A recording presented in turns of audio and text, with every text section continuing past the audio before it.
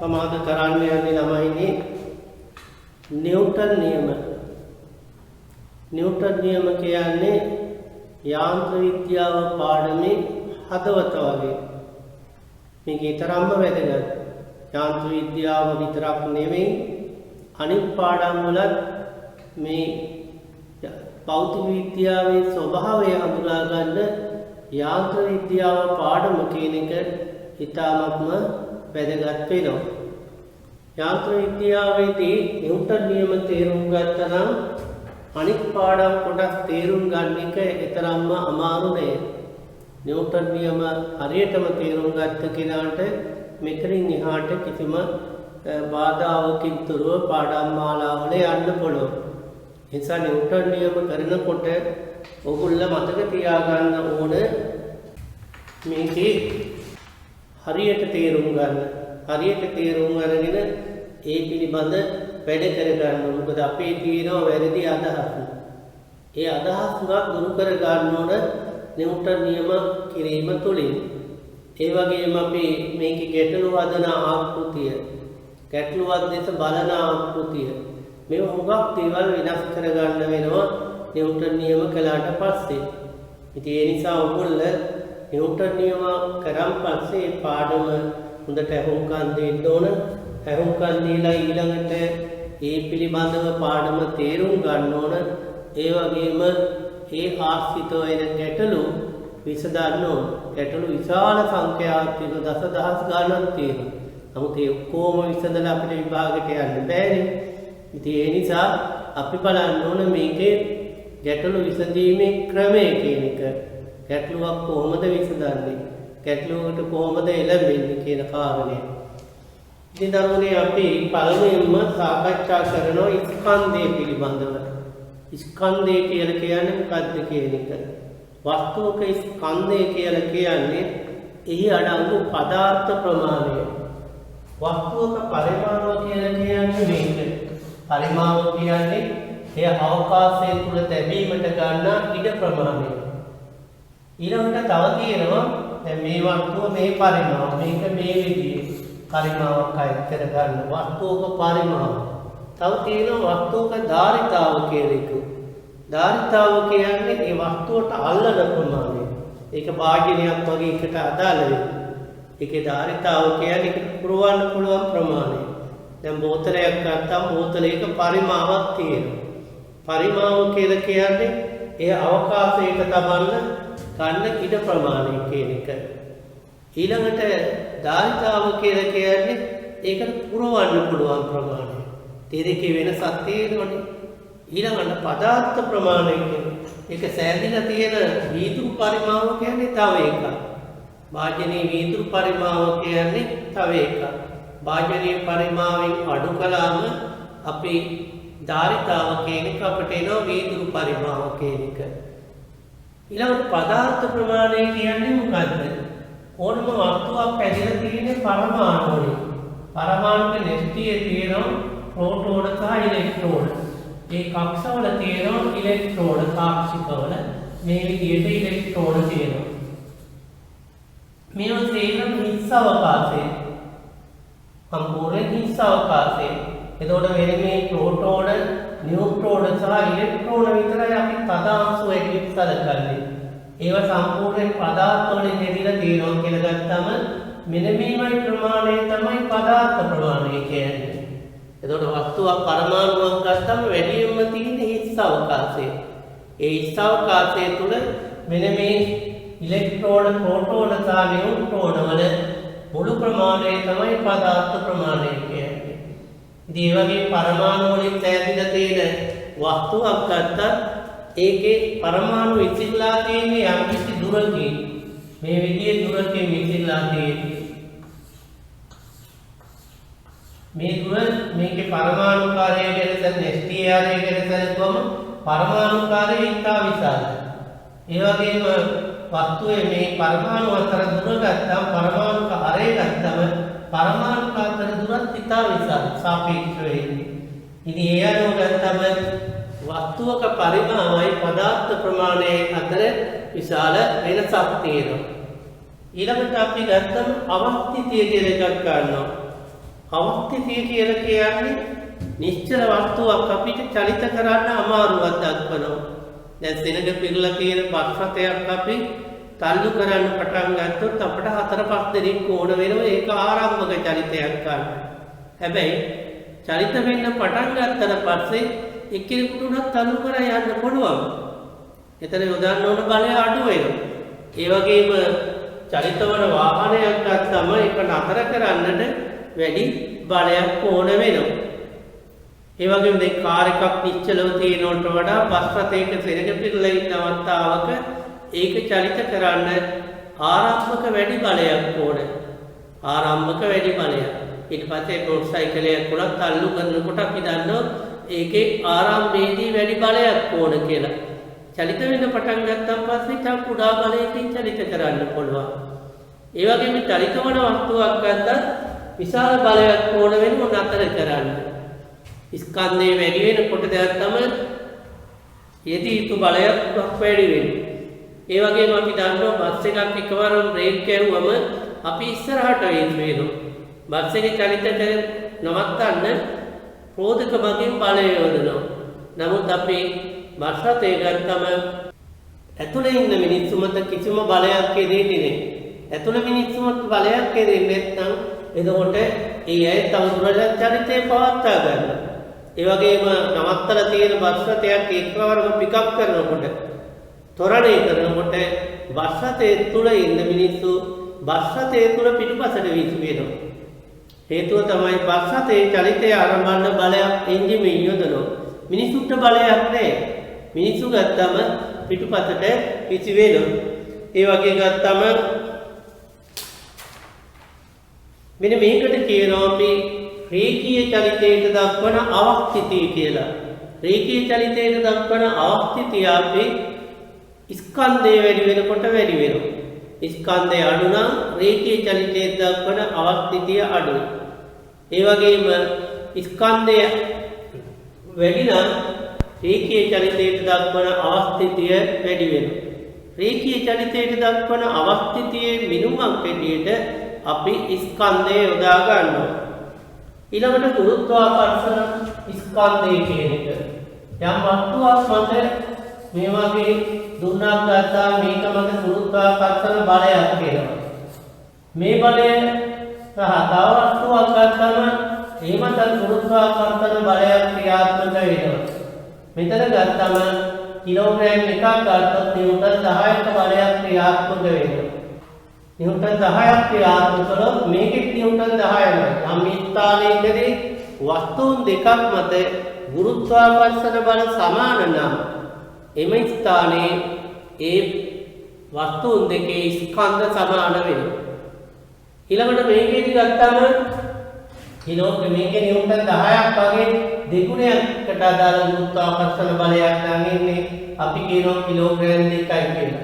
තුන්ගුණයක් නම් කිලෝග්‍රෑම් 3යි කියලා කියනවා. ඒ වගේම 10 එකක් නම් ග්‍රෑම් 1යි කියනවා. මේ විදිහට සම්මත ස්කන්ධයක් මත ගුරුත්වාකර්ෂණ බලයත් එක්ක සංසන්දනය කිරීමෙන් ස්කන්ධය ලබා ගන්න පුළුවන්.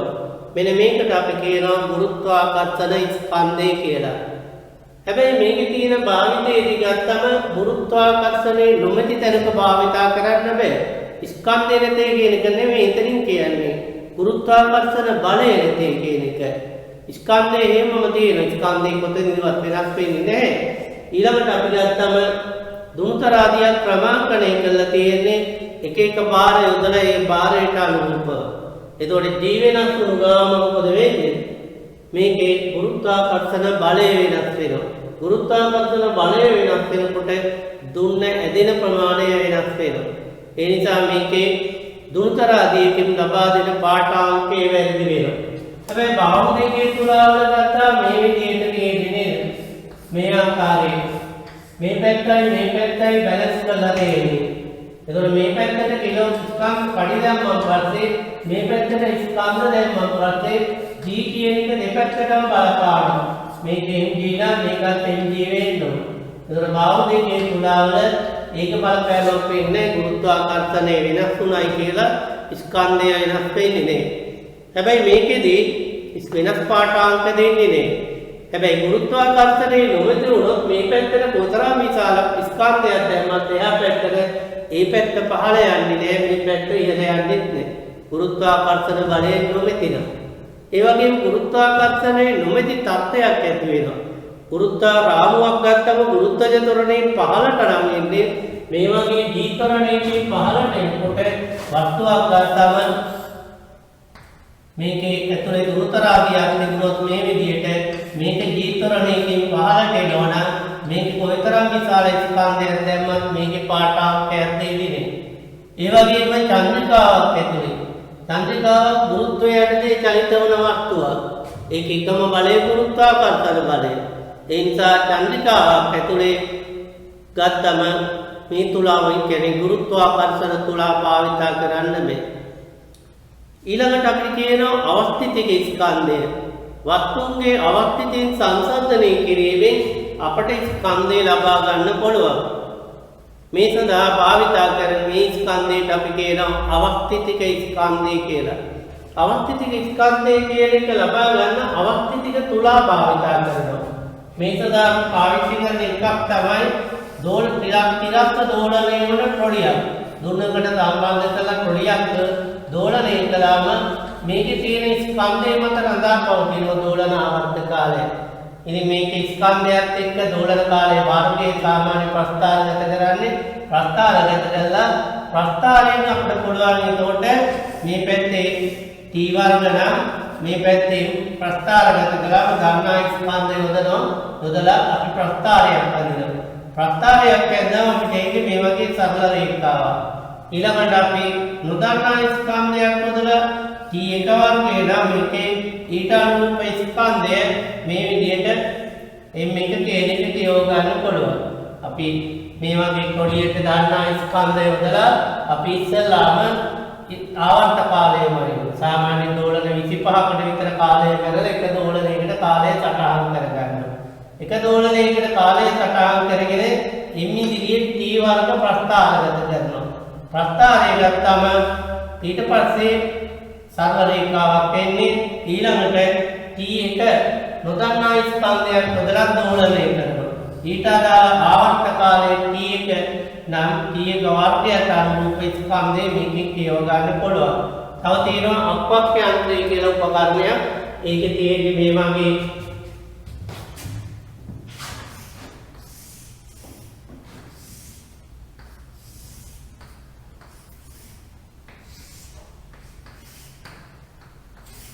මේ ආකාරයට මේක එතකොට මේ මේක ගැටෙකට කලම්ප කරනවා. මෙතන තියෙන ස්කන්ධ තුනක් ගන්න මේ සිදුරු තුනක්. මේ සිදුරට දාලා මේක දෝලනය කරනවා. මේක දුණු පටි. මේවා දුණු පටි.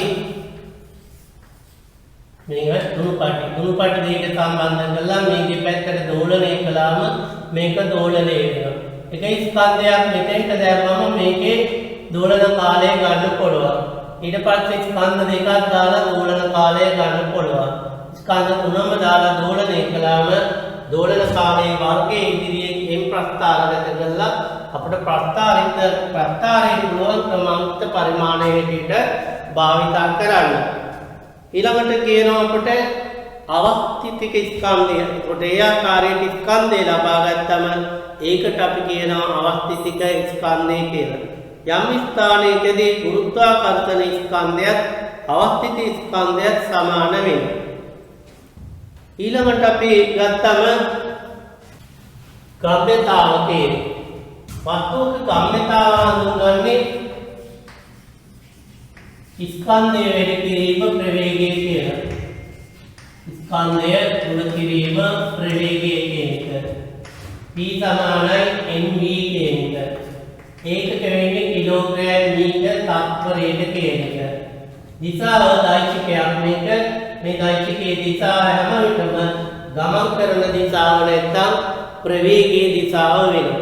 ප්‍රවේගයේ දිශාව වෙනවා. ගම්‍යතාව.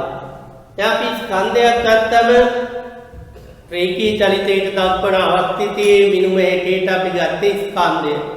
හැබැයි මේකෙදී වස්තුවක් ගත්තම බලයක් ඇති කිරීම පිළිබඳව අපි උණ්ඩයක් වගේ එකක් ගත්තම කුඩා ස්කන්ධයක් තියෙනවා. අධික වේගයෙන් ගිහිල්ලා විශාල බලයක් ඇති කරනවා. විශාල බලයක් ඇති කරනවා. ඊළඟට අපි ගත්තම විශාල ස්කන්ධයක් කුඩා ප්‍රවේගයෙන් ගිහිල්ලා එම බලය ඇති කරන්න පුළුවන්. දැන් මේ විදිහට ගත්තම අපිට ස්කන්ධයේ ප්‍රවේගයේ දෙකේම ගුණිතයට අදාළ භෞතික රාශියක් තියෙනවා කියන එක පැහැදිලි. මේකෙදී ගත්තම ඊළඟට කියනවා ගැලීලියෝගේ ආනත්තල පරීක්ෂණය කියලා පරීක්ෂණය. මේ විදිහට අපි ඝර්ෂණයේ කොහෙත්ම නැතයි සැලකිය හැකි පීල්ලක් කරගන්නවා. පීල්ලක් කරගෙන මේ විදිහට නමන අපි මේකේ ඉතුසකින් කුඩා ගෝලයක් කියලා උදා හැරියම මේක ගමන් කළා මෙම උසටම. මෙතේ පීල්ලේ ආනතිය වැඩි කරා අඩු කරා මෙතෙන්. ඔය කිරින් දෙකකින් ඕන මේක. මේ විදිහට කරාම ඒ උසටම ගමන් කරනවා. පීල්ලේ ආනතිය වෙනස් කළාම ඒ උසටම ගමන් කරනවා. ඊළඟට පීල්ල තිරස් කරා. පීල තිරස් කරාම පහළම ලක්ෂයේදී ලබා ගන්නා ප්‍රවේගයෙන් මේ විදිහට නොනවත්තා ගමන් කරනවා. පීල තිරස් කරාම පහළම ලක්ෂයේදී ලබා ගන්නා ප්‍රවේගයෙන් නොනවත්වා ගමන් කළා. මේකෙන් එයා නිගමන කීපයකට දුන්නා. සුමට පුෂ්ඨයක් නම් මේ මත තියෙන බලවේගය මෙතනින් තියෙනවා අභිලම්බ ප්‍රතික්‍රියාව. මෙතනින් තියෙනවා බල. මේකෙන් කියන්නේ මෙතෙන්දී තිබුණු විභව ශක්තියම මෙතන තියෙනවා මේක. ඒ කියන්නේ මොකද්ද? ගමන් කළා කියලා ශක්තිය හානි වෙන්නේ. චලිතයට විරුද්ධ බල සංරෝධී බල කියන්නේ මෙතන කියන්නේ. සංරෝධී බල කියන්නේ චලිතයේදී ගත්තම ශක්තිය හානි කරන බල. ඝර්ෂණය වගේ. මේ වගේ බල නොමැතිනම් වස්තුවක් චලිතයේදී බර කියන බලය mg කියන බලය නිසා ශක්තිය හානි වෙන්නේ නැහැ කියන එක තමයි පළවෙනි කාරණේ කියන්නේ. ඒ වගේම ගමන් කරන මාර්ගයේ හැඩය අනුව ශක්තිය හානි වෙන්නේ නැහැ කියන එකයි වෙන්නේ. හැඩය වෙනස් කළාට ශක්තිය හානි වෙන්නේ නැහැ කියන එක. ඊළඟට චලිතයේ දිශාවට බලයක් නැත්නම් චලිත දිශාවට සමාන්තර කිසිම බලයක් හෝ සංරචකයක් නොමැතිනම් වස්තුව පවතින ප්‍රවේගයෙන් නොනවත්වා ගමන් කරනවා කියන එකයි මෙතනින් කියන්නේ. ඒ කියන්නේ ශක්තිය හානි නොවි නොනවත්වාම ගමන් කරනවා. ඉස්සර මතවාදයේ තිබුණේ මේ තුනම මාර්ගයේ හැඩය මත ශක්තිය රඳා පවතිනවා. ඒ වගේම බර නිසා වස්තුවේ ශක්තිය මේ වෙනස් වෙනවා. ඒ වගේම ශක්තිය හානි වෙනවා. ඒ විදිහටම වස්තුවක් ගත්තම ගමන් කරනවා නම් හැම විටම මේ ශක්තිය හානි වෙනවා කියන අදහස. නමුත් ඒ අදහස් සියල්ලම වගේ වැරදි කියන එක මෙතනදී ගැලීලියෝ ගැලීලි විසින් පෙන්වා දුන්නා. මේ අනුව නිව්ටන් පළවෙනි නියමයේ ඉදිරිපත් කළා. ඒතර පළවෙනි නියමයේ ඉදිරිපත් කළා තියෙන්නේ ගැලීලියෝගේ ආනත්තර පරීක්ෂණය අනුව. මෙතෙන්දී පළවෙනි නියමයේ කියනවා වස්තුවක් මත අසන්තුලිත බාහිර බලයක් නොයෙදෙතෙක් එම වස්තුව නිශ්චලව පවතී නැත්නම් ඒකාකාර ප්‍රවේගයෙන් සරල රේඛීය මාර්ගයක ගමන් කරමින් පවතී කියන්නේ. වස්තුවක් මත අසන්තුලිත බලයක් නැත්නම් ඒ වස්තුව එක්ක නිශ්චලවම පවතී. එහෙම නැත්නම් ඒකාකාර වේගයකින් සරල රේඛීය මාර්ගයක ගමන් කරනවා කියන්නේ. හැබැයි මෙතනදී මේ වස්තුවේ භ්‍රමණ චලිතය පිළිබඳව අදහසක් ඉදිරිපත් කළා නැහැ. දැන් මේ විදිහේ වස්තුවක් මත මේ වගේ බලයක් මේ පැත්තට ක්‍රියා කළා මේ පැත්තට ක්‍රියා කළොත් මේක ඒකාකාර වේගයෙන් යනවා. එහෙම නැත්නම් නිශ්චල නිශ්චලවම තියෙනවා කියන එකයි මෙතනින් කියන්නේ. නමුත් මේ වගේ බලයක් ක්‍රියා කළොත් වස්තුවක් මත මේ වගේ බලයක් ක්‍රියා කළොත් මේ පැත්තට F බලයකුත් මේ පැත්තට F බලයකුත් ක්‍රියා කළොත් මොකද වෙන්නේ කියන එක. මේකේ තෝට මේ පැත්තට වේගයක් තියෙනවා නම් ඒ වේගයෙන් දිගටම යනවා. නිශ්චල නම් නිශ්චලවම තියෙනවා. ඊට අමතරව මෙන්න මේ කේන්ද්‍රය වටා භ්‍රමණ චලිතයක යෙදෙනවා. කේන්ද්‍රය වටා භ්‍රමණ චලිතයක යෙදෙනවා. ඒ ගැන තැලකිල්ලක් දක්වලා නැහැ. මෙතන වස්තුව භ්‍රමණය නොවන්නේයි සලකලා තමයි අදහස දීලා තියෙන්නේ. ඊළඟට අපි ගන්නවා අවස්ථිතික රාමු කියන එක. එතකොට අපි නිව්ටන් පළවෙනි නියමයෙන් කියන්නේ වස්තුවක් නිශ්චල නම් ඒ මත සම්ප්‍රවුත්ත බාහිර බලයක් නැත්නම් අසන්තුලිත බලයක් ක්‍රියා නොකරන විට ඒ වස්තුව නිශ්චලවම පවතිනවා කියන එක. චලිත වෙනවා නම් පවතින ප්‍රවේගයෙන් නොනවත්වා චලිත වෙනවා කියන එක. අපි බල සමතුලිතතාවයේත් මේව ගත්තා. බල සමතුලිතතාවයේදී හැබැයි පූර්ණය ගැනත් අපි කිව්වා. සම්ප්‍රවුත්ත බලය විතරක් නෙවෙයි සමතුලිත වෙන්න නම් පූර්ණයක් නැති වෙන්න ඕන. මේ වගේ එකට ඒ කියන්නේ මේ වගේ එකට තමයි සම්ප්‍රවුත්තයක් නැති වස්තුවක් කියන්නේ. මේ වගේ එකක් ගන්නම සම්ප්‍රවුත්ත බාහිර බල පූර්ණයක් නැත්නම් ඒ වස්තුව ගත්තම ඒ නිශ්චලවම තියෙනවා. නැත්නම් නියත අක්ෂයක් වටා නියත කෝණික ප්‍රවේගයකින් භ්‍රමණය වෙනවා කියන එක. අවස්ථිතික රාමු කියන එක. අවස්ථිතික රාමු කියන්නේ නිව්ටන් පළවෙනි නියමයේ පිළිපදින රාමුවකට අපි කියනවා අවස්ථිතික රාමුවක් කියලා. නිව්ටන් පළවෙනි නියමයේ පිළිපදින රාමුවකටයි අපි අවස්ථිතික රාමුවක් කියලා කියන්නේ. මේ වගේ පස්සතයක් ගත්තම මේක නියත වේගය නිශ්චලව තියෙනවා නම් v සමානයි v2යි. මෙතන අවලම්බයක් එල්ලලා තිබුණොත් මේකෙන් v මේක t වෙනවා. එතකොට මෙයාට පේනවා මේක නිශ්චලයි. ඒ වගේම මේකේ බල සමතුලිතයි t සමානයි v කියලා. මෙතන නිරීක්ෂකයා y නිරීක්ෂකයා. x අනුව මොකද වෙන්නේ? මේක නිශ්චලයි.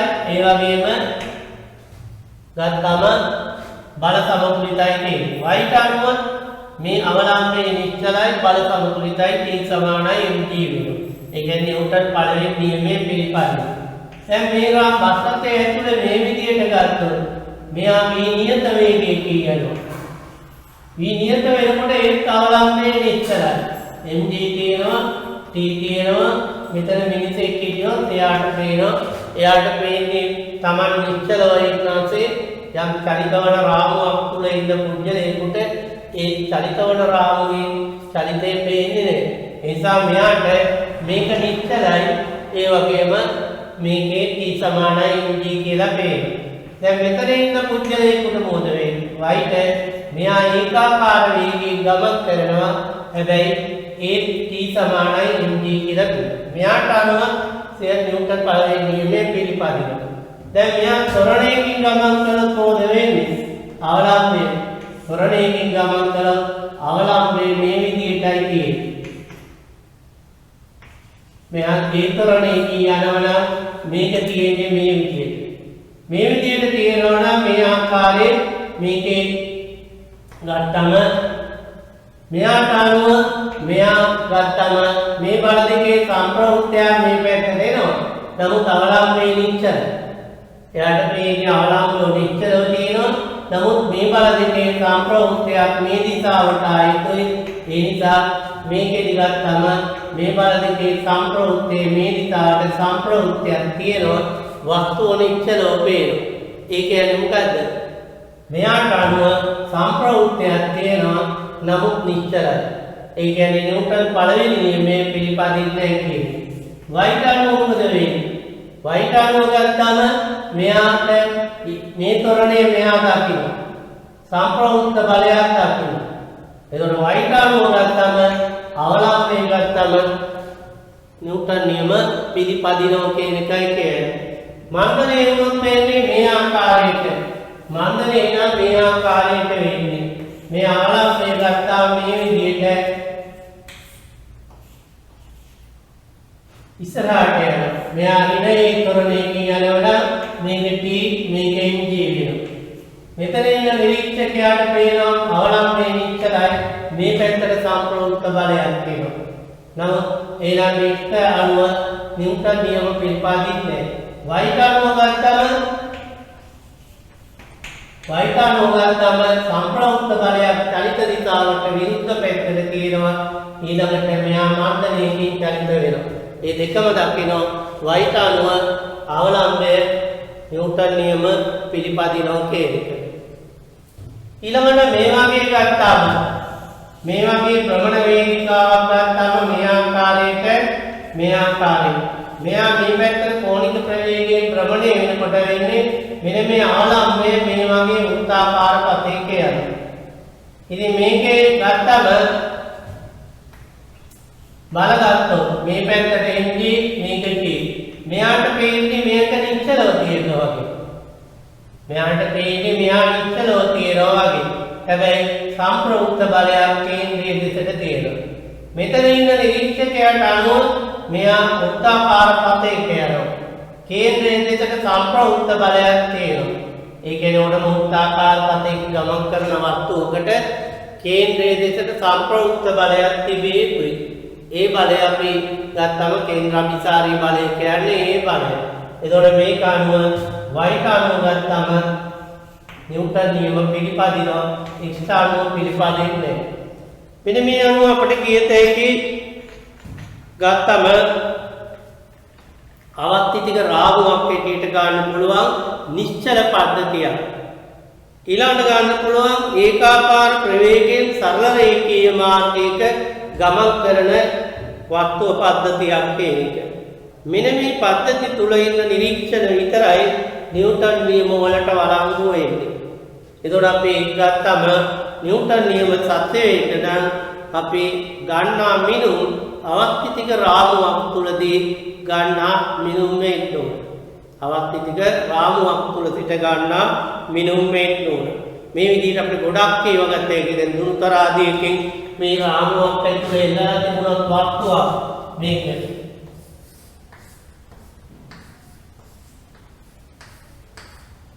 MG තියෙනවා මේ පැත්තට.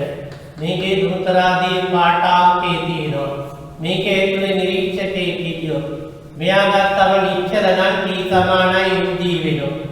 මේක ත්වරණයකින් ඉහළට ගියොත් මේකේ තුලාවේ පාඨාංකේ MG ට වඩා වැඩි වෙනවා. ත්වරණයකින් ඉහළට ගියොත් T විශාලයි MG වෙනවා. ඉතින් මෙයාට පේනවා මේක නිශ්චලයි හැබැයි බල සමතුලිත නැහැ. මේකේ තුලාවේ පාඨාංකය කියන එක බරට වඩා වැඩි වෙනවා. ඊළඟට මෙයා මන්දණයකින් ගියොත් T කුඩාවේ MG වෙනවා. ඉහළට මන්දණය වෙනව නැත්නම් පහළට ත්වරණය වෙනවනම් T කුඩාවේ MG වෙනවා. එතකොට වෙන්නේ මේකේ නමුත් මෙයා නිශ්චලව ඉන්නේ. මේ වගේ ගොඩාක් දේවල් තියෙනවා නිව්ටන් නියම වලට වළංගු වන මෙයාගේ නිරීක්ෂණ පුළුවන් කමක් නැහැ. ත්වරණයකින් යනවා නම් එයා ඉන්න රාමුව එයා කරන නිරීක්ෂණ බෑ අපිට නිව්ටන් නියම වලට යොදවන්න. ඒ නිසා අපි නිව්ටන් නියම වළංගු වෙන්නේ අවස්ථිතික රාමුවක් තුල සිට ගන්නා මිනුම් සඳහා පමණයි. අවස්ථිතික රාමුවක් කිව්වේ එක්කෝ නිශ්චලයි එක්කෝ ඒකාකාර වේගයෙන් සරල රේඛීය මාර්ගයක යන්න ඕන. ඒ කියන්නේ නිව්ටන් පළවෙනි නියමයේ වළංගු වන වස්තුවක් හෝ වස්තු පද්ධතියක් තමයි අපි අවස්ථිතික රාමුවක් කියන්නේ. ඊළඟට නිව්ටන් දෙවන නියමයේ කියන්නේ. නිව්ටන් දෙවන නියමයේ කියනවා වස්තුවක් මත අසන්තුලිත බාහිර බලයක් ක්‍රියා කරයි නම් ඒ ගම්‍යතාවය වෙනස් වෙනවා කියලා. ඒ වගේම ගම්‍යතාවය වෙනස් වෙන්නේ අසන්තුලිත බාහිර බලයේ දිශාවට කේන්ද්‍ර සම්ප්‍රවුත්ත බාහිර බලයේ දිශාවට. ඒ වගේම ගම්‍යතාව වෙනස් වීමේ ශීඝ්‍රතාවයට අසන්තුලිත බාහිර බලය සමාන වෙනවා. වස්තුවක් මත අසන්තුලිත බාහිර බලයක් ක්‍රියා කරනවා නම් එහි ගම්‍යතාවය වෙනස් වෙනවා. ගම්‍යතාව වෙනස් වෙන්නේ අසන්තුලිත බාහිර බලයේ දිශාවට. ඒ වගේම අසන්තුලිත බාහිර බලය ගම්‍යතාව වෙනස් වීමේ ශීඝ්‍රතාවය කියන්නේ බෙදීමටි. පසුගම්‍යතාව වෙන පෙර ගම්‍යතාවය බෙදීම T කියන එක. මේක තත්පරයකට වෙනස් වීම කිව්වම වැරදි. තත්පරයකට වෙනස් වීමම නෙවෙයි මේකේ. සමහර බලපවතින්නේ මිලි තත්පර ගානක් කාලයක්. දැන් උණ්ඩයක් යමකව ගැටුනම මේ බලය පවතින ඉතාම කෙටි කාලයක්. නමුත් විශාල හානියක් වෙනවා. ඉතින් මේකේදී F සමානුපාතිකයි m ඍණ u බෙදීම t වෙනවා. F සමානයි k m ඍණ mu බෙදීම t. මේක තනි වටනවා තමයි. අපි කියනවා මෙතනදී F සමානයි k m පිටට ගත්තම v ඍණ u බෙදීම t වෙනවා. F සමාන වෙනවා k m a වල. නිව්ටනයේ අන්ත දැක්වීම වෙන්නේ කිලෝග්‍රෑම් එකක ස්කන්ධයකට තත්පර වර්ගයට මීටර් එකක ත්වරණයක් ලබා දෙන බලය 1 නිව්ටන් වෙනවා. මේ මාදේශ කරාම k සමානයි 1 වෙනවා. k සමානයි 1 වෙනවා. ඒ අනුව අපට එනවා f සමානයි ma කියන එක. f සමානයි ma කියන එක.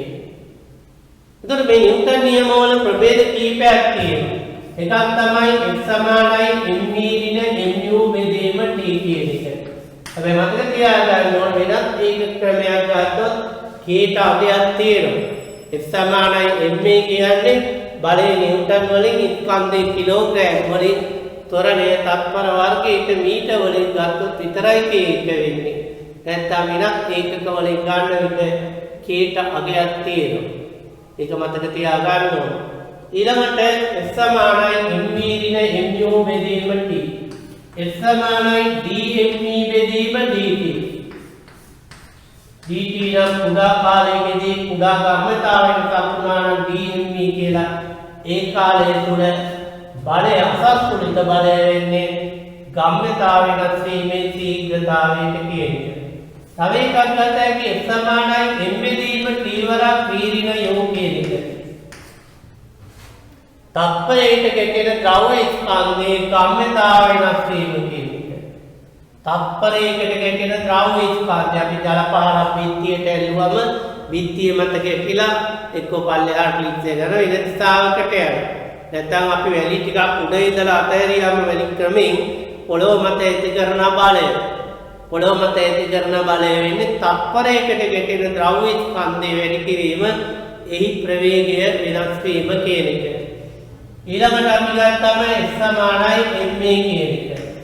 m ස්කන්ධයක් එතකොට අපි ඒක සාමාන්‍ය ගත්තම මේකෙන් එනවා පළවෙනි එක ගත හැකි F සා m නියතන F සමානයි ma ගත්තම අපට එනවා මේකෙදී m නියතන වෙන්නේ F සමානුපාතිකයි කියන්නේ. ඒ කියන්නේ මේ ආකාරයට අපි බලයක් යදුවම m ස්කන්ධයකට බලයක් යදුවම ඒ ත්වරණය කියනවා නම් m ස්කන්ධයකට 2f බලයක් යදුවොත් 2 ඒ ත්වරණය කියනවා. ඊළඟට අපි ගත්තාම 3f බලයක් යදුවොත් m ස්කන්ධයකට 3 ඒ ත්වරණය කියනවා. මේ විදිහට ගත්තාම ස්කන්ධයේ ඉදිරියෙන් අපි බලය ප්‍රස්ථාරගත කළොත් මේ ආකාරයෙන් ස්කන්ධය අපි ගත්තාම මේකෙදී F ඉදිරියෙන් A කියන එක F ඉදිරියෙන් A කියන එක ප්‍රස්ථාරගත කළාම F 2F 3F මේකේනවා A 2A 3A කියන එක. මේක බලයේ බිඳුව නම් ත්වරණයේ බිඳුවයි. බලය A ත්වරණයේ බලය 2F වෙනකොට ත්වරණය 2යි. බලය 3F වෙනකොට ත්වරණය 3යි. මේ ටික ගත්තම සරල රේඛාවක එන්නේ කියන එක. ඊළඟට A නියතනාන්නේ එකම ත්වරණයේ දුන්නොත් අපි වස්තු කීපයකට F සමානුපාතිකයි කියන්නේ. F සමානුපාතිකයි කියන්නේ මේ පැත්තේ ගත්තාම මේ පැත්තට ස්කන්ධයකට F බලයක් යදුවම ඒ ත්වරණයකින් ජනිත වෙනවා නම් 2F ස්කන්ධයකට 2F බලයක් දෙනවා. 2F නම් මේකේ ස්කන්ධය අපි 2F මොනොත් වෙන්නේ මේකේ ඒ ත්වරණයකින් යන්නේ. 3F ස්කන්ධයක් ගත්තම මේකට 3F බලයක් යොදාන්න ඕන ඒ ත්වරණයකින් යන්නේ. අපි මේකේ ප්‍රස්ථාරය ඇතුළත අපට එන්නේ මේ ආකාරයට m ඉදිරියෙන් ගත්තම f ගත්තම m 2m 3m ගත්තම මේකෙන් එනවා f 2m 3m කියන එක. f බිඳුව නම් m බිඳුව කියන එක එතන බලය බිඳුවයි. ඊළඟට මෙතන ඊළඟට මේ ලක්ෂය. එතකොට අත් වෙන්නේ සරල රේඛාවක් කියන එක. ඊළඟට අපි f නියත නම් වෙන්නේ f සමානයි m අනුව ඒ සමානුපාතික වෙනවා 1ට m වලට. ඒ සමානුපාතික වෙනවා 1ට m වලට. දැන් මේකේ ගත්තම m ස්කන්ධයකට f බලයක් බෙදුවම ඊතරණියකින් යනවා නම් m 2m ස්කන්ධයකට f බලයක් බෙදුවම ඒක a බෙදීම දෙකක තරණයකින් යන්නේ. ඊළඟට 3m ස්කන්ධයකට f බලයක් බෙදුවම ඒක යන්නේ a බෙදීම 3ක තරණයකින්. දැන් අපි මේ විදිහට ගත්තාම මේ විදිහ එකක් එන්නේ. මේ පැත්තේ m 2m 3m කියන එක. මේ පැත්තට m ස්කන්ධයක් ගත්තාම මෙතන a නම් 2m ස්කන්ධයක් වෙනකොට මෙතන a බෙදීම 2 වෙනවා. මෙතන a බෙදීම 2. මේක සමාන කොටස් 3කට බෙදුවොත් a බෙදීම 3 මෙතන. m ස්කන්ධයක් අපි a තරණේ කියන මේ බලයේ ඉන්නේ. මේකේ ඉන්නේ තරණය. ඒ 2m ස්කන්ධයකට a බෙදීම 2ක තරණයක් තියෙන්නේ. 3m ස්කන්ධයකට a බෙදීම 3ක තරණයක්. මෙන්න මේ වගේ ප්‍රස්ථාරයක් තියෙනවා. එතන ප්‍රස්ථාරය එන්නොත් 1ට m ඉදිරියේ a කියන එක. 1ට m ඉදිරියෙන් ගත්තම මේකෙදී මෙතන එනවා 1ට m කියන එක. ඊළඟට අපිට එන්නේ මේ පැත්තේ. ගත්තම මේක 1ට m. 1ට 2m කියන්නේ e භාගයක්. මේ විදිහට. 1ට 3m කියන්නේ මේකෙන්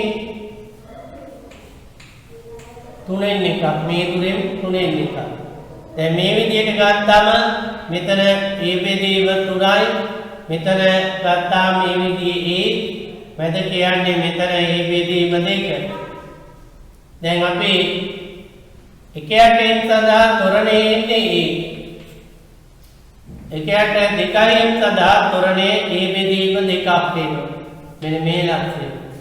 1ට 3m සඳහා මෙතන a බෙදීම 3ක් වෙනවා. මේ විදිහට යාකලාම සරල රේඛාවක් වෙනවා කියන්නේ. මේ විදිහට ස්කන්ධය ගත්තාම අපට පුළුවන් දැන් මේ විදිහේ දැන් ගත්තාම මේ වගේ බෝලයක් පිටියට ගැටිලා v වේගයකින් ආපහු v1 වේගයකින් v2 වේගයකින් පොළාපයින්නවා කියන බලය එන්නේ මේ පැත්තට. මේකට උදාහරණයක් සමානයි mv ඍණ mu බෙදීම t. පසු ගම්‍යතාව මේ පැත්තට mv2 වෙනවා. පෙර ගම්‍යතාව මේ පැත්තට mv1 වෙනවා. මේකේ ස්පර්ශ වෙලා ආපහු මේ බෝලය ගත්තම මේ පිටියේ ස්පර්ශ වෙනවා. ස්පර්ශ වෙලා මේකත් එක තෙරපෙනවා. මේ විදිහට බෝලය ගත්තාම මේ විදිහේ මෙතන හැඩය වෙනස් වෙනවා. හැඩය වෙනස් වෙලා මේ පැත්තට තෙරපෙනකොට මෙහා විරුද්ධ බලයක් හදනවා. විරුද්ධ බලයකට ආපහු ලීල් වෙනවා. එතකොට මේක බලය මෙතෙන්දි ක්‍රියා කරන බලය වෙන්නේ mv ඍණ mu බෙදීම t කියන. මෙතන ඇත්තට මධ්‍යක බලයක් එන්නේ. මෙතන කාලයක් එක්ක බලය ගත්තම මේ වගේ වෙනස් වීමක් වෙන්නේ. මේ තමයි බෝලයේ පිටියේ ස්පර්ශිත කාලය. බෝලයේ ස්පර්ශිත කාලය මේක. එතකොට මධ්‍යක බලයක් මේක තමයි සම්පූර්ණ ගම්‍යතාවය වශයෙන් මේ වර්ගඵලය. මේ වර්ගඵලය බෙදුවම මේ කාලේ මධ්‍යක බලයක් එන්නේ. එතකොට දැන් මේ දෙක අඩු කරන්න නම් මේක දිශාව මාරු කර ගන්න වෙනවා. mv1 බෙදීම t කියන එක. දැන් අපි ගත්තොත් මේ වගේ නලයකින් ජලය පිට වෙනවා. ජලය පිට වෙලා මේ ආකාරයට විත්තික වෙලිලා විත්තිය දිගේ බේරී යනවා. v වේගයෙන් ගැටෙන්නේ.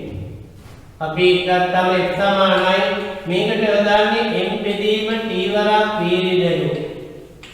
තත්පරයට ගැටෙන ද්‍රව්‍ය ස්කන්ධයේ ගම්‍යතාව වෙනස් වීම කියන එක.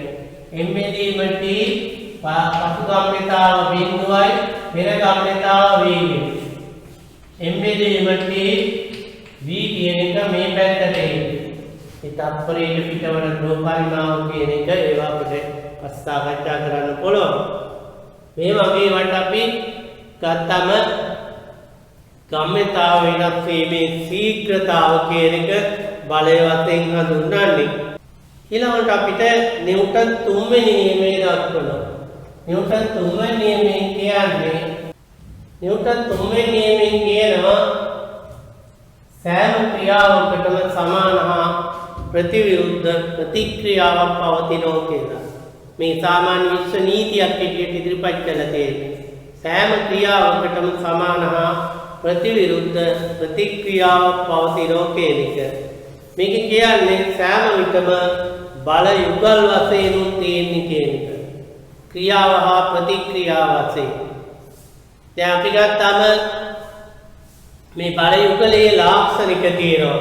එකක් තමයි ක්‍රියාව හා ප්‍රතික්‍රියාව සෑම විටම වස්තුන් දෙකක් මතයි ක්‍රියා කරන්නේ. ක්‍රියාව ඇති කරන්නා මත ප්‍රතික්‍රියාව ඇති කරනවා. හැම විටම දෙද්දෙක් මත ක්‍රියා කරන බල දෙකක්. මෙම බල හැම විටම විශාලත්වයෙන් සමාන වෙනවා. සෑම විටම විශාලත්වයෙන් සමානයි. සෑම විටම දිශාවෙන් ප්‍රතිවිරුද්ධයි. ඊළඟට එම බල එකම වර්ගයේ. එකම වර්ගයේ කියන්නේ මොකද්ද? එකක් ආතති බලයක් නම් අනිත් එක ආතති බලයක්. එකක් තෙරපුම් බලයක් නම් අනිත් එක තෙරපුම් බලයක්. එකක් ගුරුත්වාකර්ෂණ බලයක් නම් අනිත් එක ගුරුත්වාකර්ෂණ බලයක්. එකක් උඩුකුරු තෙරපුම් බලයක් නම් අනිත් එක උඩුකුරු තෙරපුම් බලයක්. එකම වර්ගයේ කියන එක. දැන් මේ විදිහට ගත්තාම දැන් මේ ආකාරයෙන් මේසයක් මත වස්තුවක් තියෙනවා. මේ වස්තුව ගත්තාම මේ වස්තුවේ පරිණිතා වෙන්නේ මේක පහළට යන්න උත්සාහ කරනවා. පහළට යන්න උත්සාහ කරන නිසා මේසේ මත වස්තුව මගින් ඇති කරන ප්‍රතික්‍රියා බලය මේ විදිහට. මේකට ප්‍රතිවිරුද්ධ බලය තමයි වෙන්නේ. ක්‍රියාව ප්‍රතික්‍රියාව. mg නෙවෙයි. mg ට වඩා r වැඩි වෙන්නත් පුළුවන්, අඩු වෙන්නත් පුළුවන්, ශූන්‍ය වෙන්නත් පුළුවන්. ශූන්‍ය වෙන්නත් පුළුවන්. ඊළඟට අපි ගත්තා මේ වගේ තන්තුවකින් වස්තුවක් එල්ලලා තිබුණා. මේ විදිහට. මේ බල නිසා මේක පල්ලෙහාට යන්න උත්සාහ කරනවා. මේකෙන් තන්තුවෙන් ඇති කරන ආතති බලයක්. එතකොට මෙන්න මේ බලය තමයි වස්තුව තන්තුව මත යොදන බලය මේක. මේක තන්තුව වස්තුව මත යොදන බලය. මේක තමයි ක්‍රියාව කියන්නේ. මේ ක්‍රියාව එනකොට මේක ප්‍රතික්‍රියාව වෙනවා. මේක ක්‍රියාව මේක ප්‍රතික්‍රියාව. නැතුව තන්තුවේ ආතතියයි එන්නේ නෙවෙයි. ක්‍රියාව හා ප්‍රතික්‍රියාව කියන්නේ. දැන් මේ වගේ එකක්. මේ වස්තුව අපි මේ වගේ දණ්ඩකින් මිනිහෙක් තල්ලු කරනවා. තල්ලු කරනකොට මෙයා මේ පැත්තට බලයක් හදනවා. මෙයා විසින් මෙයාට බලයක් හදනවා. එතකොට මිනිසා විසින් දණ්ඩ මත යොදන බලයේ ක්‍රියාව. හැබැයි දණ්ඩ විසින් මිනිසා මත යොදන බලයේ ප්‍රතික්‍රියාව. ඊළඟ වස්තුවක් පොළොව මත ඇදගෙන යනවා. C බලයෙන් චලිත කරනවා චලිත කිරීමට උත්සාහ කරනවා. ඊට විරුද්ධව මේ පැත්තට ඝර්ෂණ බලයක් ඇති වෙනවා. මේකේ වස්තුව මගින් පොළොව මත ඇති කරන ඝර්ෂණ බලයකුත් ඇති වෙනවා. මෙයා මෙහෙට යන්න උත්සාහ කරනකොට මේ බලය පොළොව මගින් මෙයා මත බලයක් ඇති කරනවා. මේ බලයට ප්‍රතිවිරුද්ධ බලයක් පොළොව වස්තුව මගින් පොළොව මත ඇති කරනවා. ඊළඟට අපි ගත්තා මේකේ වස්තුන් දෙකක් එකිනෙකට ගැටෙනවා මේ විදිහේ. මෙයා එනවා v1 වේගයෙන් මේ පැත්තට. මෙයා එනවා v2 වේගයෙන් මේ පැත්තට. මේ දෙන්නා එකිනෙකට ගැටෙනවා. මේ දෙන්නා ගැටිලා මේ දෙන්නා තෙරපෙමින් ලම් වෙනවා. ඊළඟට ආපහු විකර්තනය වෙනවා. ඈත් වෙනවා. එතකොට මේකේ ගත්තාම මේ අතට බලයක් දෙනවා මේකට බලයක් දෙනවා. මේ A වස්තුව නම් මේ B වස්තුව. මේ බලය යොදන්න A ලබන්න B. කිසියම් වස්තුවේ වෙනසක් වෙන්නේ මේ පැත්තට මෙන්න මේ දිශාවටයි මෙයාගේ ගම්‍යතාවය වෙනස් වෙන්නේ. මේක B මත ක්‍රියා කරන බලයක්. මේකේ බලපෑමක් නැහැ ඒක. මේකේ A විසින් B මත ක්‍රියා කරන බලයක්. මේ බලය ගත්තම B විසින් A මත ක්‍රියා කරන බලයක්. B විසින් A මත ක්‍රියා කරන බලයක්. මේ බලයට බෑ මෙයාගේ කිසිම වෙනසක් කරන්න. අපි කියනවා නිව්ටන් උපදීමේ දාපර ක්‍රියාවට ප්‍රතික්‍රියා ශූන්‍ය කළ නොහැක කියලා. ඒකට හේතුව තමයි ඒ වස්තුන් දෙකක් මත ක්‍රියා කරන බලය. මේ වස්තුව ගැටුනම මොනවා හරි කැඩෙනවා, තැලෙනවා, මේ වගේ දේවල් සිදු වෙන්නේ මෙන්න මේ බලය නිසා. වාහන දෙකක් ගැටුණා කියමු. ඒ වාහනේ B වාහනේ ගැටුනම මේ විදිහට මේ දෙක ගැටෙනවා.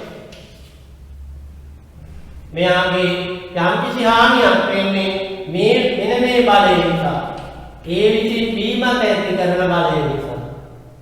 B විසින් A මත ඇති කරන බලය නිසා තමයි මෙයාට හානියක් වෙන්නේ. එතකොට මේකේ ගත්තම මේ බලය ගත්තම වාහන වල ශක්තිමත් භාවය අරමුණ දරා ගැනීමේ කියාවක් තියෙනවනේ.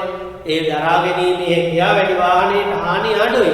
නමුත් මේ බල දෙක නිතරම සමානයි. බල දෙක නිතරම සමානයි. ඒ නිසා මේ බලය මතක තියාගන්න ඕන B විසින් A මත ඇති කරන බලය. මෙතනින් මේ වෙන වෙන් කරාම මෙයාට අයිති බලය වෙන් වෙනවා. මෙයාට අයිති බලය මෙයාට වෙන් වෙනවා. මේ දෙක වෙන් කළාම මෙයාට අයිති බලය වෙන් වෙනවා. මෙයාට අයිති බලය වෙන් වෙනවා. මේ පද්ධතිය වෙන් කරාම මේ බලය වෙන් වෙනවා. එතකොට නිතරම ක්‍රියාව හා ප්‍රතික්‍රියාව. ඊළඟට අපි ගත්තම ගුරුත්වාකර්ෂණ බලය. මේ පෘථුවිය මෙතන වස්තුවක් තියෙනවා මේ වස්තුවට පෘථුවිය යොදන ගුරුත්වාකර්ෂණ බලයට සමාන බලයක් වස්තුව පෘථුවිය මත යොදන. මේ බලය නිසා හැබැයි මේකේ බලයක් වගේ වස්තුවක ගම්‍යතාව වෙනස් කරන්න, අවස්ථිතිය වෙනස් කරන්න ඒ බලය එක්තරාගයකට වඩා විශාල වෙන්න ඕනේ. දැන් මේක ගත්තාම මේ බලය නිසා පෘථුවිය ගත්තාම ස්කන්ධයේ පෘථුවිය දෙසට එනකොට පෘථුවිය ඒ දෙසට යනවා කියන එක නොමිනි එක්තරම් කුඩාගයක් එන්නේ. නමුත් ඒ බල දෙක සමානයි. නමුත් පෘථුවිය දෙසට ආවොත් පෘථුවියේ ස්කන්ධයට ආසන්න ස්කන්ධයක් ඇති ස්කන්ධයක් පෘථුවියේ ඒ ස්කන්ධයේ දෙසට ඇදිලා යනවා. වස්තුව පෘථුවිය දෙසට එනකොට පෘථුවිය ඒ දෙසට ඇදිලා යනවා. නමුත් මේකේ කුඩා ස්කන්ධය වැටුණයි කියලා පෘථුවියේ වෙනසක් වෙන්නේ නැහැ. නමුත් එතනදී බල දෙක විශාලත්වයෙන් සමානයි, දිශාවෙන් ප්‍රතිවිරුද්ධයි කියන්නේ. ඊළඟට අපිට තියෙනවා ආවේගය කියන එක. ආවේගය කියන්නේ බලය ගුණ කිරීම, බලය ක්‍රියා කළ කාලය. බලය ක්‍රියා කළ කාලය. I සමානයි F වැඩි කිරීම T. ඒක කියන්නේ නිව්ටන් තාප්පර. ඊළඟට දිශාව වෙන්නේ කරන බලයේ දිශාව. දැන් අපි ඇයි මෙතනදී ඊළඟට අපි ගත්තම නිව්ටන් දෙවන නියමය අනුව F සමාන වෙනවා mv ඍණ mu බෙදීම T වලට. F වැඩි කිරීම T සමානයි mv ඍණ mu කියන්නේ. ආවේගයේ සමාන වෙනවා ගම්‍යතාව පරිවර්තනය. ආවේගයේ සමානයි ගම්‍යතා පරිවර්තනය කියන්නේ. මෙතන කියන්නේ අසන්තුලිත බලය. අසන්තුලිත බලයක් නිසා වස්තුවක් මත ක්‍රියා කරන ආවේගය ගම්‍යතා පරිවර්තනයේට විශාලත්වයෙන් සමාන වෙනවා. ගම්‍යතා පරිවර්තනයේට විශාලත්වයෙන් සමාන වෙනවා. දැන් මේකෙදී අපි ගත්තම ගම්‍යතාව වෙනස් වීමට කියන්නේ. ඇයි බලයක් අත්දැක කළ ආවේගිකුත් අත්දැක්ුවේ කියන්නේ. සමහර තැන්වලදී දැන් වස්තුන් දෙකක් ගැටුනම මේ බලය කොච්චර කාලයක් ක්‍රියාත්මක වෙනවද කියලා සොයන්න ක්‍රමයක් නැහැ. වස්තුවේ බලය කොච්චර කාලයක් ක්‍රියා කළාද කියලා අපිට සොයන්න බෑ. ඉතින් ඒ නිසා අපි ආවේගයේ සොයතේ පෙරගම්මිතාව පසුගම්මිතාවෙන් අඩු කළාම ආවේගයේ පෙර ප්‍රවේගය අපිට මනින්න පුළුවන් පසු ප්‍රවේගයත් මනින්න පුළුවන්. එහෙනම් පෙරගම්මිතාවයි පසුගම්මිතාවයි කියන දෙක මැන ගන්න පුළුවන්. මැනගත්තට පස්සේ අපිට පුළුවන් ආවේගයේ සොයන්න. බලයේ සොයන්නේ කමාව. සමහර බල ක්‍රියා කරන කාලය ඉතා කුඩා කාල මිලිතත්පර ගණන්. ඉතින් ඒ නිසා ඒ වගේ කාලයක් මැනගැනීමේ අපහසුතාවක් තියෙනවා. නමුත් ආවේගයේ සොයන්න පුළුවන්. ආවේගයේ සොයන්න පුළුවන්. දැන් මේකෙදි ගත්තාම දැන් බලයක් ගත්තාම වස්තුවක් පොළොවේ මත ගෙටිලා ආපහු පොළාපයින්. උඩ ඉඳලා පල්ලෙහාට එනකොට අපි හිතුවා මේ වගේ කියලා. උඩ ඉඳලා පහළට එනකොට මේ වගේ පස්තරයක් තියෙන ක්‍රේට් කාලයක්. දැන් මේක ගත්තා මෙතෙන්ට ආවම පස්සේ ආපහු උඩට යනවා. මෙන්න මෙතන ගත්තාම මෙතනදී ආවේගයේ කියන එක. හොයතේ පෙරගම්මිතාව මේක පසුගම්මිතාව මේ යන්නේ. පෙරගම්මිතාවයි පසුගම්මිතාවයි අඩු කළාම ආවේගය එනවා. හැබැයි කාලය බිඳුවයි කියලා එන්නේ. කාලය බිඳුව උනොත් අපි ගත්තම ගම්මිතාව වෙනස් වීම ගත්තම අපිට සොයතේ කි දැන් මෙතනදී ගත්තාම මෙතන ඍණ mp. මෙතන ඍණ m2 mv2 ධන mv2. මේ දෙකේ ගම්මිතාව වෙනස් වීම කියන්නේ mv2 ඍණ mv2 කියන්නේ. mv2 ධන mv1 කියන එක. ගම්මිතාව වෙනස් වීම. ඒතර ගම්මිතාව වෙනස් වීම කාලයෙන් බෙදුවම කාලය කියන එක බිඳුවයි. බලය බිඳුව බලය අපරිමිතයි. බලය අපරිමිතයි හැබැයි ආවේගය පරිමිතයි නිතරම. ආවේගය පරිමිතාවයක් එන්නේ. මේ විදිහට ගත්තාම අපි ප්‍රස්තාරයක් ඇඳුවා. කාලයේ ඉදිරියේ අපි ගම්මිතාව ප්‍රස්තාරගත කරාම ප්‍රස්තාරය අපිට ඕන හැටියක් මේ වගේ එකක් එන්න පුළුවන්. මෙන්න මෙතනදී අනුක්‍රමණයෙන් අපිට එනවා මේ කැල්පණ tan සමාන වෙනවා අසන්තුලිත බලය.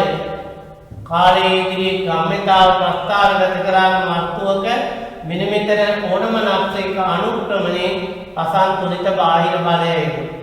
ඒක හැබැයි මේ විදිහට නම් කාලයේ ඉදිරියෙන් ගම්මිතාව ප්‍රස්තාරගත කළාම මේ වගේ එකක් නම් එන්නේ. එතකොට මේකේ අසන්තුලිත බලය නියතයක් වෙනවා. මේකේ අනුක්‍රමණීය නියතයක් අසන්තුලිත බලය නියතයක් වෙනවා. ඊළඟට කාලයේ ඉදිරියේ ගම්මිතාව ප්‍රස්තාරය මේක නම් එන්නේ. අනුක්‍රමණීය නියතයක්. අනුක්‍රමණීය නියතයක් කියන්නේ චලිත දිශාවට විරුද්ධ පැත්තටයි අසන්තුලිත බලය එන්නේ කියන්නේ. චලිත දිශාවට විරුද්ධ පැත්ත. දැන් මේ වගේ ඕනම අවස්ථාවක් ගත්තාම මේ වගේ කාලය ගම්මිතාව කියන්නේ. මේකේ අසන්තුලිත බලය එකම දිශාවට. මේකේ අසන්තුලිත බලය එකම දිශාවට. මේ අවස්ථාවේදී වෙන්නේ ධන දිශාවට ගමන් කරනවා. ගම්මිතාව අඩු වෙනවා කියන්නේ විරුද්ධ පැත්තට බලයක් කියනවා. ඒ බලයේ දිගටම ගියොත් එන්නේ ගම්මිතාව බිඳුව වෙලා ආපහු විරුද්ධ පැත්තට වැඩි වෙනවා. මේ කාලය තුල වස්තුව යන්නේ මේ පැත්තට, බලය තියෙන්නේ මේ පැත්තට. මේ කාලය තුල වස්තුව යන්නේ මේ පැත්තට, බලය තියෙන්නේ මේ දිශාවට. එකම දිශාවට බලය කියන්නේ ගම්මිතාව වෙනස් වීමේ තීව්‍රතාව කියන්නේ. ඊළඟට අපි ගත්තම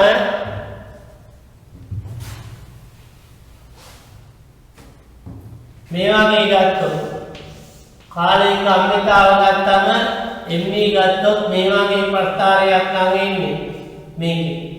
මෙන්න මෙතනදී ප්‍රස්තාරයේ අනුක්‍රමණයේ බිඳුවයි.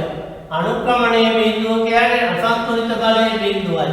කාලයේ t1 t2 වල විට අසන්තුලිත බලයේ බිඳුවයි. මෙතනදී සම්ප්‍රවෘත්ත බලයේ බිඳුව නේ. ගම්මිතාව වෙනස් වෙනවා. අනුක්‍රමණයක් තියෙනවා. ඉතින් ඒ නිසා මේකෙදී ගම්මිතාව බිඳුවයි කියලා අසන්තුලිත බලය බිඳුව වෙන්නේ නැහැ. අසන්තුලිත බලය බිඳුවයි කියලා ගම්මිතාව බිඳුව වෙන්නේ නැහැ.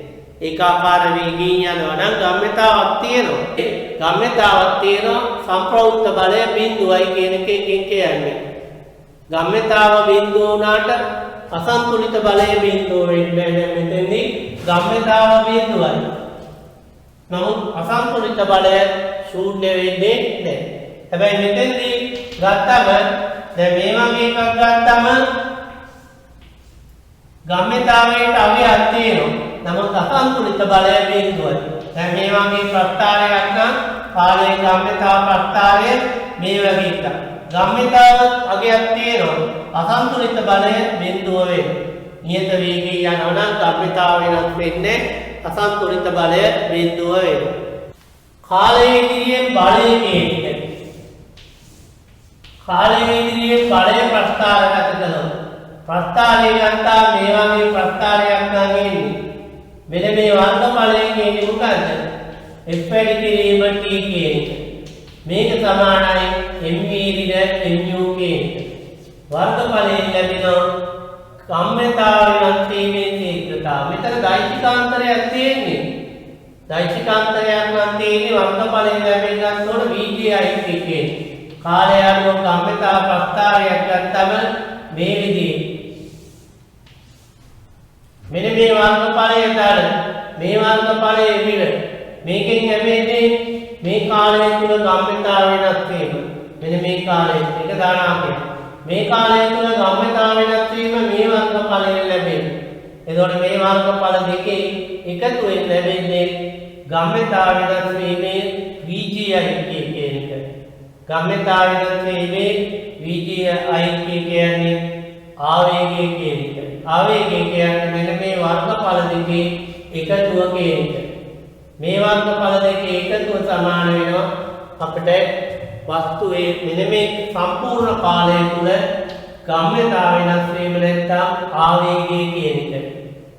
බලයක් මගින් ආවේගය කියන්නේ උදන බලයක් මගින් ආවේගය කියලා කියන්නේ ඒක ගම්‍යතාව වෙනස් වීමම වෙන්නේ නෑ. බලයක් උදනවා නම් බලය යටතේ වස්තුව චලිත වෙන්න ඕන. චලිත වෙලා තමයි ගම්‍යතාව වෙනස් වෙන්න පුළුවන්. බලයක් වස්තුවකට යෙදූ පමණින්ම වස්තුව චලිත වෙන්නේ. ඒ වස්තුවට තියෙනවා නිතරම ඝර්ෂණ බලය වගේ විරුද්ධ බල. විරුද්ධ බල අභිභවා යන්න ඕන. එතකොට ඒක මේ වගේ වස්තුවක් ගත්තා මේ විදිහේ p බලයක් මේ පැත්තට යෙදුවොත් f බලයක් ඝර්ෂණ බලයක් මේ පැත්තට යෙදෙනකොට p ගත්තම වැඩි කරනකොට f වැඩි වෙනවා. එතරම් සීමාවක් ගන්නවා. ඊට පස්සේ එතරම් සීමාවකට චලිත වෙනවා. චලිත වුණාන් පස්සේ තමයි මේකේ කාලයත් එක්ක p බලය ගත්තම මේ වගේ නම් වෙනසක් එන්නේ. f බලය නියතව තියෙනවා. f බලය නියතව නම් මේ වගේ. එතකොට මේකේ ගත්තා මේ ආකාරයට. මේ p බලය වෙනස් වීම මේ f බලය වෙනස් වීම. ගම්‍යතාව වෙනස් වීම කියන්නේ මේ වර්ගඵලයට මෙන්න මේ ඉන වර්ගඵලය එකතු කරගන්න ඕන. නැත්නම් p වැඩි කිරීම p ඍණ f වැඩි කිරීම t වෙන්න ඕන. ඒ නිසා මේකේ කෙලින්ම වර්ගඵලය කියනවා නම් ගම්‍යතාව වෙනස් වීම එතන f කියන එක අසන්තුලිත බාහිර බලය වෙන්න ඕන. සම්ප්‍රවුත්ත බාහිර බලය. දැන් මේ විදිහට ගත්තම මේ වස්තුව මත නිව්ටන් 100ක් ක්‍රියා කළොත් මේක 100ක් වුණොත් මෙතන සම්ප්‍රවුත්ත බලයක් නැහැ. මේක 101ක් වුණොත් මේ බලය 100ක් වුණාම සම්ප්‍රවුත්ත බලයක් තියෙනවා. මේ බලයට වඩා මේ බලයේ තියෙන මේකට වඩා මේකේ තියෙන වැඩිපුර නිව්ටන් ගන්න. මේක 100යි මේක 101 නම් මේක එකක සම්ප්‍රවුත්ත බලයක් වැඩ චලිත වෙන්නේ. මේක 102 නම් මේක 100 වුණොත් දෙකක සම්ප්‍රවුත්ත බලයක් වැඩ චලිත වෙන්නේ. අසන්තුලිත බලය කියන එක තේරුම් ගන්න ඕනේ. ඊළඟට අපි ගත්තා මේකේ ඊළඟට එනවා ගම්‍යතා සංස්කෘතික මූලධර්ම. රේඛීය ගම්‍යතා කියන්නේ ඕනික ගම්‍යතාවු තියෙනවනේ. රේඛීය ගම්‍යතා සංස්කෘතික මූලධර්ම. සාමාන්‍යයෙන් භෞතික විද්‍යාවේ තියෙන සියලුම කරුණු සියලුම ඔය ඉදිරිපත් කරන සියලු දේවල් වළංගු වන ප්‍රධාන මූල ධර්ම හතරක් තියෙනවා. එකක් තමයි රේඛීය ගම්‍යතා සංස්කෘතික මූල ධර්මය. අනිත් එක තමයි කෝණික ගම්‍යතා සංස්කෘතික මූල ධර්මය. අනිත් එක ශක්ති සංස්කෘතික මූල ධර්මය. අනිත් එක තමයි ආරෝපණ සංස්කෘතික මූල ධර්මය. භෞතික විද්‍යාවේ ඕනම අවස්ථාවක් මේ අවස්ථාවලින් එකකට හෝ දෙකකට වළංගු වෙන්න ඕන. මේ සංස්කෘතික මූල ධර්ම හතට වළංගු වෙන්නේ නැත්නම් එය අපි සලකන්නේ නැහැ, ඒක වැරදි කියන එක ගන්න. විශ්වයේ පවතින ක්‍රියාවලි වලින් 99.9% දක්වාම මේ සංස්කෘතික මූල ධර්ම වලට යටත් වෙනවා. මේ සංස්කෘතික මූල ධර්ම හතරෙන් පැහැදිලි කරන්න පුළුවන් වෙන්නේ භෞතික විද්‍යාත්මක නෙවෙයි, ඕනම රසායන විද්‍යාව උනත් එච්චරයි. ඕනම සංස්කෘතික මූල ධර්මයක්, ඕනම දෙයක් විශ්වයේ පවතින ඕනම දෙයක් මේ මූල ධර්ම හතරෙන් එකකට එකඟ වෙනවා. මේ මූල ධර්ම හතරම භෞතික විද්‍යාව යටතේ සාකච්ඡා කරනවා. මෙතෙන්දී අපි ගන්නේ රේඛීය ගම්‍යතා සංස්කෘතික මූල ධර්මය. රේඛීය ගම්‍යතා සංස්කෘතික මූල ධර්මය කියන්නේ වස්තු පද්ධතියක් මත අසන්තුලිත බාහිර බලයක් ක්‍රියා නොකරයි නම් කිසියම් දිශාවකට වස්තු පද්ධතියක් මත තෝරාගත් දිශාවකට අසන්තුලිත බාහිර බලයක් ක්‍රියා නොකරයි නම් එම දිශාවට මුළු රේඛීය ගම්‍යතාවය සංස්කෘතිකයි කියන්නේ. එම දිශාවට මුළු රේඛීය ගම්‍යතාව සංස්කෘතිකයි කියන එක. දැන් මේ ආකාරයට ගත්තම අපි මේකට සෛද්‍යාන්තික ඔප්පු කරනවා. සමානක් ඒවා මුළු සමස්තයට ඔප්පු කරනවා. සමහර ඒවා එක සිද්ධියක් අරගෙන අපි ඔප්පු කරනවා. එතකොට දැන් මේක අපිට ඔප්පු කරන්න වෙන්නේ සෛද්‍යාන්තිකව. දැන් මේක එක සිද්ධියකට අපි හිතමු M1 ස්කන්ධය V1 වේගයකින් යනවා. M2 ස්කන්ධය V2 වේගයකින් යනවා. V2 උඩයි V1 වලත් දෙන්නේ මේ දෙන්න ගැටෙනවා. මේ තමයි M1 මගින් M2 මත ඇති කරන බලය. මේක M2 මගින් M1 මත ඇති කරන බලය. දැන් මේ දෙක ගැටුමෙන් පස්සේ මෙයා V3 ප්‍රවේගයෙන් යනවා, මෙයා V4 ප්‍රවේගයෙන් යනවා. මේ M1 මේක M2. ඉතින් මේ දෙන්න එක්කෙනෙක් නිශ්චල වෙලා අනෙක් එක්කෙනා යන්න පුළුවන්. දෙන්න එක්කෙනෙක්ට ඇඳෙන්න පුළුවන්. මෙයාගේ කොටසක් කැඩිලා මෙයාට ඇවිදින්න පුළුවන්. ඊළඟට මෙයා ආපස්සට යන්න පුළුවන්. මේ වගේ සිද්ධි තියෙනවා. අපි සෛද්‍යාන්තික කිව්වේ එක සිද්ධියක්. ඉතින් මේකේ ඒ වස්තුව නම් මේක B වස්තුව. දැන් මේකේ B මත ආවේගය කියන්නේ මේ එහා මේ වස්තුන් දෙකක් ගැටිලා V1 V2 ප්‍රවේග වලින් ගමන් කරන එහා මේ වස්තු දෙකක් ගැටීමෙන් පස්සේ ඊට පස්සේ V3 හා V4 ප්‍රවේග වලින් ගමන් කරනවා කියලා ගත්තොත් දැන් B මත ආවේගය කියන්නේ පසු ගම්‍යතාවය එන පෙර ගම්‍යතාව.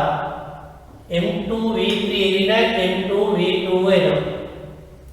A මත ආවේගය කියන්නේ M1 V4 එන M1 V2 V1 වෙනවා. පසු ගම්‍යතාව එන පෙර ගම්‍යතාව. ඊළඟ මේ බල දෙක සමානයි ප්‍රතිවිරුද්ධයි. ඒ නිසා මේව මත බල සමානයි ප්‍රතිවිරුද්ධයි.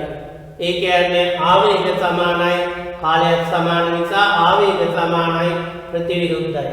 B මත ආවේගය සමාන වෙනවා වින A මත ආවේගය. ඒකෙන් එනවා M2 V3 ඍණ M1 V2 B මත ආවේගය. ඍණ A මත ආවේගය කියන්නේ M1 V4 ඍණ M1 V1 කියන එක. මේවා පද මේ පැත්තට ගත්තාම පස්සේ M2 V3 ධන M1 V4 සමාන වෙනවා M1 V1 ධන M2 V2 කියන එක. පසු මුළු ගම්‍යතාවය සමාන වෙනවා පෙර මුළු ගම්‍යතාවය. පසු මුළු ගම්‍යතාව සමාන වෙනවා පෙර මුළු ගම්‍යතාවය. මේක විශ්වයේ පවතින ඕනම ස්කන්ධ දෙක. පෘථිවිය මත ස්කන්ධ දෙකක් වෙන්න පුළුවන්, අණු පරමාණු වෙන්න පුළුවන්. එහෙම නැත්නම් පෘථිවිය මත තියෙන ස්කන්ධ දෙකක් වෙන්න පුළුවන්. එහෙම නැත්නම් ග්‍රහවස්තු දෙකක් වෙන්න පුළුවන්, තාරකා දෙකක් වෙන්න පුළුවන්. මේ විශ්වයේ පවතින ඕනෑම වස්තු දෙකක් එකිනෙකට ගැටීමක් වෙනවා නම් ඒවට උත්තේකී ඒකී ගම්‍යතා සංස්කෘතික මූල ධර්මය.